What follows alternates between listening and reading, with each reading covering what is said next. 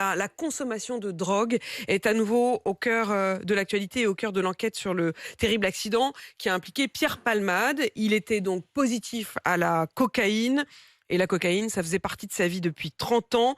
Aucune drogue pourtant n'a été retrouvée à son domicile. On va y revenir. Mais d'abord, une question très précise. Globalement, est-ce qu'on peut nettoyer de la drogue? C'est-à-dire que lorsque les gendarmes sont arrivés à son domicile, ils disent ne pas avoir trouvé de traces. Il y a une question évidemment sur les deux hommes qui se sont échappés, semble-t-il, ou qui se sont enfuis de la scène de l'accident, qui auraient pu repasser par l'habitation.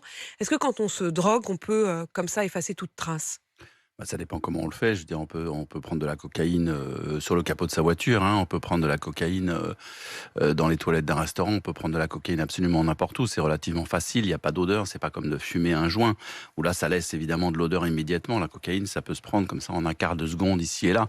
Mais le fait qu'on n'en ait pas découvert chez cet humoriste, ça ne signifie pas qu'il n'en ait pas pris juste avant. Ça peut signifier effectivement que le ménage a été fait. Pourquoi pas?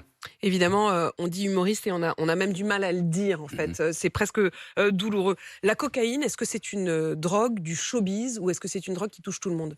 La cocaïne a très très longtemps, depuis à partir des années 80 en France, été la drogue, on va dire, de la jet set, du showbiz, des happy few. Et d'ailleurs, on pourrait leur reprocher aujourd'hui à ces stars du showbiz d'avoir d'une certaine façon lancé la mode, à leurs risques et périls, parce qu'il y en a un certain nombre qui en sont morts, hein. Je veux dire, parmi nos stars, je veux dire, des gens vénérés des Français, des chanteurs. Si on pense à Johnny Hallyday, par exemple, il a passé sa vie, je veux dire, mais il n'était pas le seul à consommer du produit, que ce soit de l'héroïne ou de la cocaïne d'ailleurs. Donc on peut, à mon avis, reprocher à ces stars. Il n'y Ils a, ont il y a donné un pas côté que, presque glamour il y a pas que à les quelque stars. chose de sordide. Absolument. Il faut aussi englober d'ailleurs les journalistes. Les journalistes, les stars La ont télé. été la télé, le monde de la télé, le monde de la pub, ont été à un moment donné ont donné Mais c'est pas un l'exemple. fantasme, ça, Ah c'est pas non, une pas du tout. caricature, c'est une réalité, Ah vous non, avez c'est une raison. réalité des années Enquêtez là-dessus. 80-90, absolument. Ce sont eux qui ont été les premiers consommateurs de ce produit, qui a longtemps été réservé effectivement à une élite plutôt parisienne, et qui aujourd'hui, malheureusement, 30 ou 40 ans plus tard, s'est diffusé sur tout le territoire national.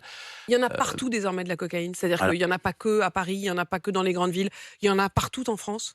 la première chose qu'il faut dire, c'est que la France est probablement le pays en Europe qui consomme le plus de drogue d'une manière générale, dans une Europe où les derniers chiffres concernant l'Europe que j'ai constatés, que j'ai trouvés, c'est 22 millions de consommateurs de cannabis sur l'Europe et 2,3 millions de consommateurs de cocaïne. Donc il y a quand même, je veux dire, le cannabis reste quand même encore loin devant en termes de drogue consommée.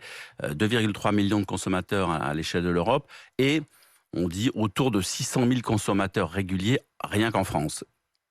C'est énorme, c'est déjà beaucoup, et ça renvoie à deux choses. D'abord, au fait que la production de ce produit dans les pays de la Cordillère des Andes ne cesse d'augmenter.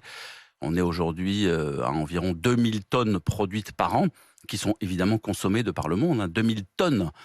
On est, si on reste sur la France, si on revient sur la France, à 26 tonnes de cocaïne saisies chaque année, enfin l'année dernière, par les douanes, la police et la gendarmerie. 26 tonnes. Alors s'il y a 26 tonnes C'est saisies colossal.